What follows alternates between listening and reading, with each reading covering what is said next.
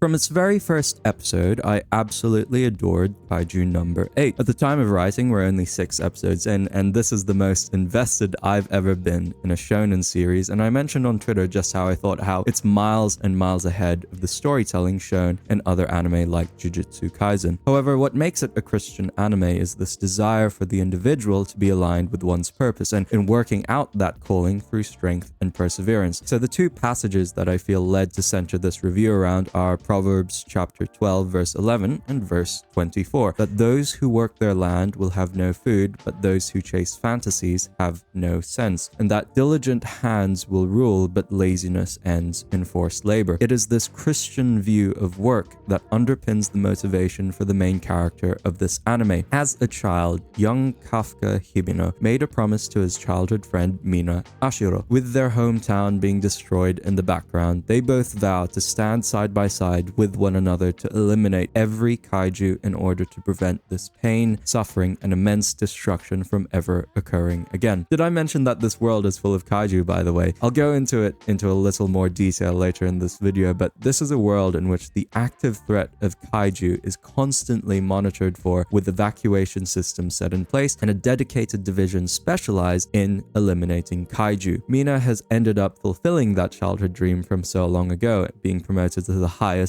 position of the defense force. But what's happened to Kafka? We find him unfortunately in the kaiju disposal unit, which cleans up after the military's finished making its mess. He's 32 now and has failed multiple times in trying to apply to be an officer, and he's essentially given up, a shadow of his former hopes and dreams now relegated to this menial role. However, the appearance of a new recruit, Reno Ichikawa, changes things up for Kafka, and in the first episode we see how Kafka regains hope and his dream to join the defense force is reignited. That's what this anime is about, and there's just something so incredibly charming about this story of how this guy's been given another chance to actually do something in service to his fellow man. Coming back to the Christian element of all of this, Kafka's not simply fantasized over becoming an officer for the defense force, he's actively taken steps to improve himself no matter how slow it is. Those who work their land will have abundant food, and we see this drive within Kafka to catch up with his peers, to compete with all of these young people around him, and the anime does this in a way in which this goal isn't completely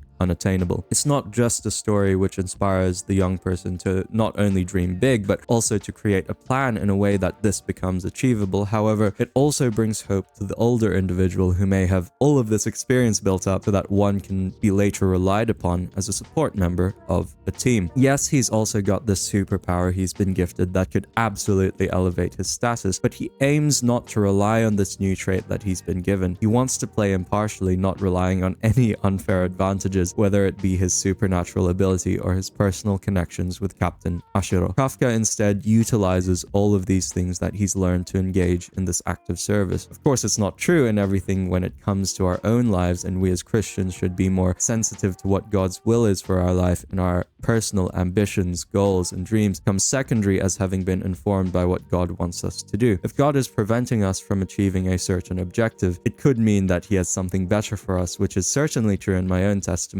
but I have also observed the ways in which God can delay us from reaching an objective in order to build us up to the point that we are better, whether it be spiritually, in our relationship with him, or physically, mentally, etc., etc. Just as it is with Kafka, in which the timing for him to join the defense force has simply come at the right time. Very quickly, I'm just taking a short detour here because I also wanted to mention just how grounded this anime is in the reality of the Japanese experience. I love that there are systems in place to respond to the kaiju, that the Japanese self-defense forces are integral to anti-kaiju operations, that there are evacuation systems and the military is able to adequately respond to these destructive forces of nature. Just as Japan responds to typhoons and earthquakes, the world building of this anime makes it feel so real as to how Japan would actually respond to the kaiju threat. In episode 6, we also find out that there are actually families who have dedicated generations to fighting against the kaiju, and that's my biggest appreciation of this anime. This attention to detail in building up a world that we ourselves can actually picture, to be living in, breathing in, and I'll say this hyperbolically, but it actually does feel like you're watching these events as if they were unfolding as a news story. The human experience has been accurately encapsulated in the banter and the humor, but also in the tragedy of disaster. That it is also, particularly in the character of Kafka, that it is also these virtues of work, diligence, and perseverance that makes Kaiju number 8 a Christian anime, for which, if you are interested in more of my content, I have done a multitude of videos on anime, including one on Soso no Frieren.